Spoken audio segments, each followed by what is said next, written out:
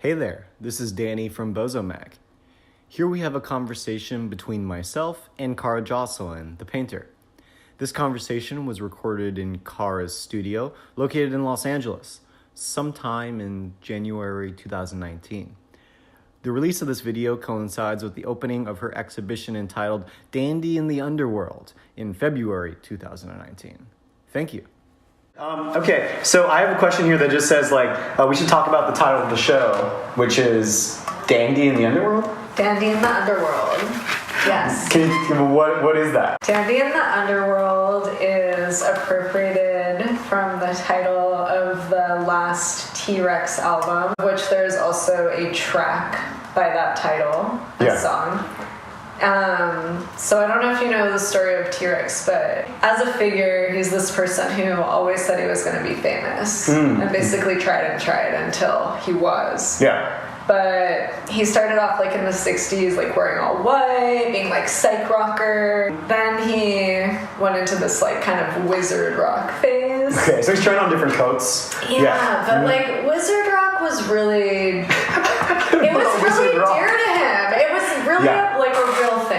You can tell he has a real wizard inside him. So then it's okay, full on glam rock star T-Rex. And that's when it hits, right? Yeah. That's when he truly becomes famous. Yeah. And then he kind of struggles to stay there, and he becomes, fucking Ringo Starr, a Beatle made a fucking movie about this guy, okay? This is what movie? Born to Boogie. Oh, I don't know that. Oh my god, you got Wait, did Ringo direct it? Yes, oh, dude. Shit. I'm telling you, you don't get more famous than working with a Beatle from fame, and it all becomes tabloid. He married Gloria Jones, who wrote Tainted Love. Hello. So he's damn. Yeah, he's married to a boss. He's a boss himself. Yeah. Tragedy strikes. He gets in this car accident and he dies in 1977. And this is sort of he's struggled with drugs. He's struggled with authenticity. He's been famous. He's been a laughingstock who's made fun of, the dark side of being famous, right? So anyway, so it's kind of amazing to me because Dandy in the Underworld is almost this tale of that journey in the 70s. How much more amazing would it be to be, being a rock star in the 70s? That's the most raddest shit ever. Is he positing that the Underworld is still the above ground? So, is the above ground popular person? Well, so we think of the Underworld as hell, right? So in our culture, we think of that as hell. Yeah. But in older mythologies, in Persephone and Demeter and Hades, the myth of basically how we explain seasons, right? So it's Persephone, she eats the pomegranate seed, they negotiate with Demeter, so she stays in the underworld with Hades for the winter, what becomes winter months, and she comes back to be with her mother Demeter during the spring, which is when Demeter's happy again and the flowers bloom, right? So it's these cycles, right? The underworld is also a place where people go to talk to their own soul, where they have these epic journeys of the soul, where they have to let go of naivety, shallowness, ego. It's almost when people trip on ayahuasca. Do you know what I'm saying? These journeys through the underworld, right? There's this self-reflection or this, that kind of travel. Yeah, and so in the song track, it's basically saying, here's this guy,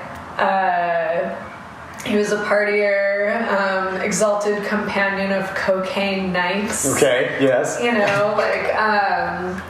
Born to win.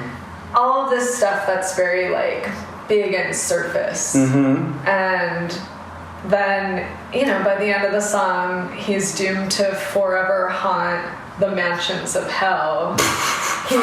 What does it say? It says he's hanging out in his underground front yard. It's and it's this person, it's almost they're stuck there because they're challenged to evolve out of being this very surface cocaine night type of person. It's bringing all of this stuff out, becoming this, Marc Bolan, let's say, becoming Marc Bolan, becoming T-Rex. Right. Really. Yeah. To bring that to the world, right? So it's like he really just had to go for it and go for it. And then all of a sudden it's time to think and feel things. Yeah. And it's like, fuck.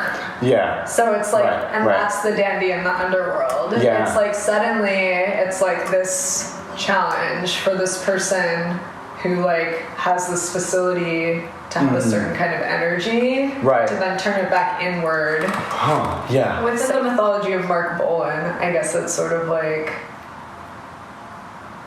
it's really weird that he died right then, is all I'm saying. Do you find, when you told me... And in 1977, the year of punk, and punks loved him. Oh, so he dies, right then. Yeah. That's like CBGB's era, that's top. And he's definitely like poised to make a comeback in that moment because punks loved Marc Bolan. Right. So it's like, it's just interesting. But there's of course, there's then the New York Dolls pop, or there's people who are he was like a huge influence on me, of course. Yeah. Like you've seen the fashion, So you have the children like pop up from the whatever. Exactly. Yeah. So it's like, it's so interesting. Anyway, but so I was, when you told me about the title of the show first time, I mean, I've thought a lot about it, and I've thought a lot about so like that answer is interesting because I was thinking about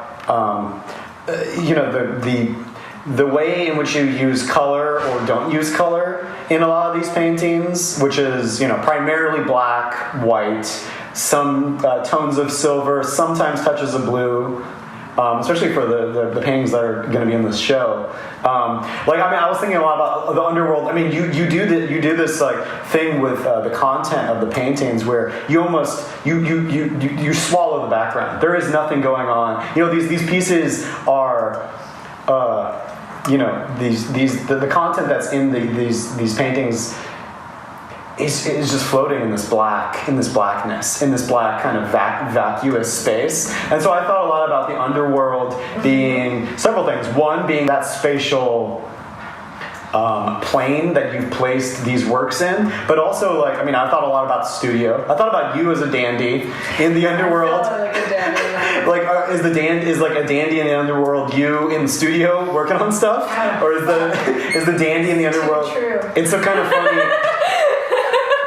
It's a funny way of thinking about, but then also at the same time, we've talked a lot about this large scale face painting that's in this show as well. I thought a lot about her being the dandy in the Underworld.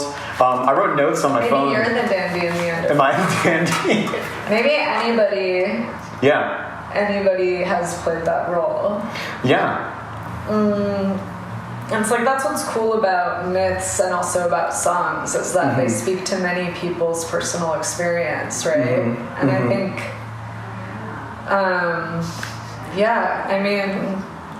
I think it's totally true. It's the time where it's uncomfortable, but it's necessary for growth, right? It's it's those arduous periods of time. It's not even it has to be arduous. It's almost I don't know, like you were saying about a black void, let's say, or even the connotation of the underworld being darkness, subterranean, right. So what happens under the earth, right? Right. Let's see, it's where seeds sprout. Right. It's where stuff's growing. Stuff's happening. It's where what's coal's compressed into diamond. It's where it's there's all of this stuff happening. It's where mycelial growth is spreading and popping up mushrooms. So it's there's this other kind of intelligence almost, right? So it's almost being